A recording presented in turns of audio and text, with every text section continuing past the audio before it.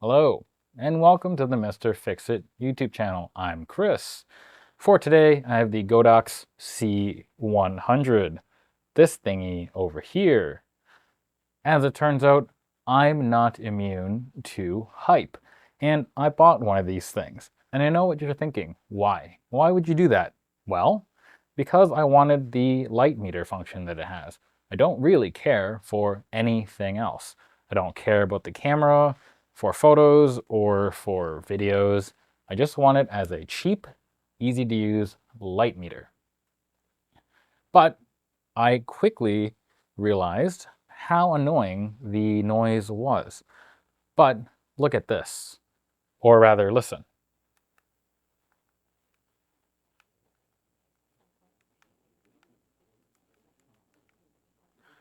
No annoying noise other than the actual click of the buttons. So I've managed to silence this C100.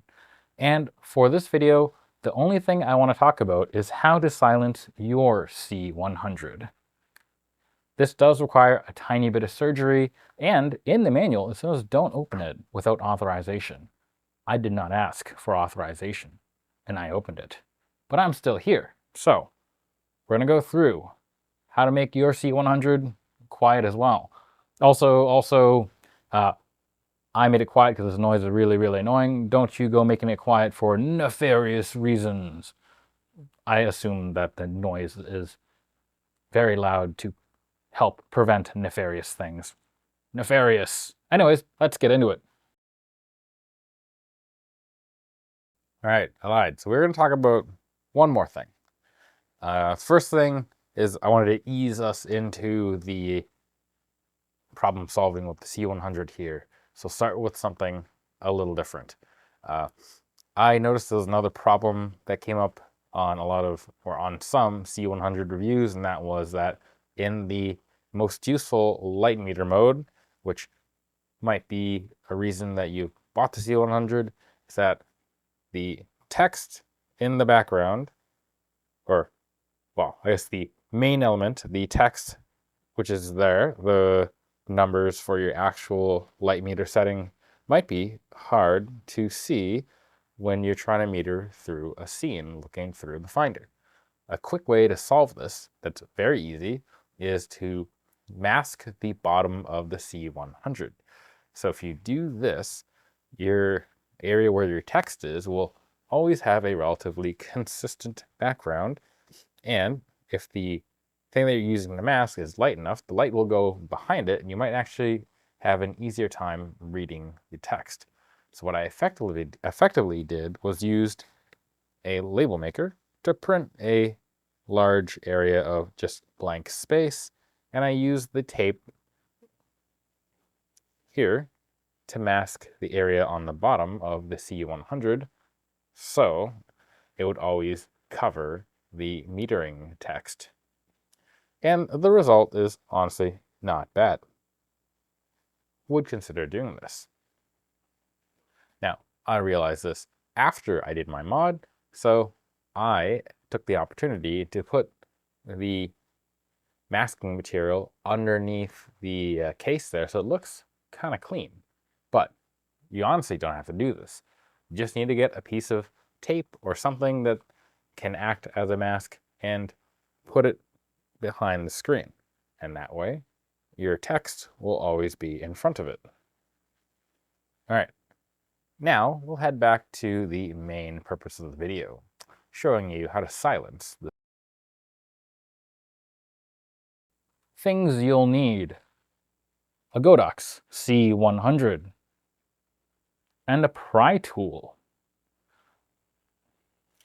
a screwdriver, and that's really it. So what we're gonna do here is basically pry this thing open. It's actually all just those clips holding this thing together, if you couldn't have guessed, because screws cost money and clips are easy to build in when they're just injection molded cheapy parts. Anyways, first things first.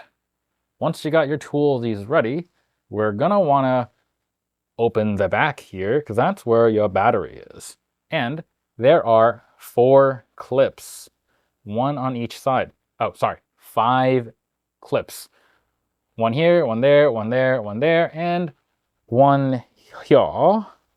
Although I was not able to really get this thing apart, and I think I broke the clip off that one. I wasn't really sure if I was just getting the wrong angle or it wouldn't pop out. But once you undo at least the 4 of these on this side, you can lever it up. I'll try to do it now to show you. Ooh. It is quite annoying. They're very pretty tightly pressed in clips. Oh, there we go. Right, so mine was already popped open before, so it readily did. But once you have that popped out, you can snap this away, and you'll have access to your battery there. And really all you want to do, reach in there and unplug your battery. You can just use your screwdriver and pull up on the edges and get it to pop out. Or if you have a pair of tweezers, reach in and pop the connector. Because honestly, I was surprised. This thing does not use, it's not soldered in. This is actually technically a user replaceable battery. And you get all the specs and numberinos in the back if you want to buy a replacement battery for yourself. If you're viewing this sometime in the far future and you still have a C100, but the battery is dead, I'll post the model number of the battery and the capacity and details so you'll know what to order. But yeah, it's actually technically replaceable, not soldered in. Super duper. Anyways, pressing that back in. Once you do that and you unplug your battery, really, all you gotta do is work your way with a pry tool around the actual device. Again, photos will be up, and I'll put one up on screen now to indicate where all the little tabs are for where these things are clipped in, so you'll know where to press extra hard to pop the clip. But once you have that done, really, it just comes apart. Oh, I suppose I'll show you how to do one of these clips for those who aren't used to opening things. So these actually they make an audible click when you have successfully popped a clip. So let's do one over here. So I know there's one here. So I'm going to jam the tool right in there, like so, jammed in. So on yours, when yours is fresh, you'll notice the seams are very tight. Force your tool in. You are going to mar the side a little bit, but that's just going to happen. It's okay. I find it okay. So jam your tool in. So I know there's a clip right here. So I will push and, ooh, oh no, I have stabbed the screen. That's okay. So you don't want to do that. So you want to push a little bit, pull up, and your clip should make a noise. I'll try that again without stabbing the screen. So a little bit in, there you go. You should be able, it should just wiggle, make a snap, and that's when you're done. Move to the next one, go to the corner. Makes a click, you're good. It'll pop open like that. Don't do what I just did. Do not stab the heck out of your screen. Not that it super matters, but hey, tech's still good. That's how you do it. Go all the way around, lift the plate out. When you have it apart, you will see the annoying noisemaker is just a little speaker or a piezo. And again, amazingly, it's not soldered in. It's on a connector. It's this thing right here. All right, let's see. It's probably not, oh, there it is. It kind of focused. Anyways, this thing is, again, on a connector, and it's just held to this part of the grill via some double-sided tape.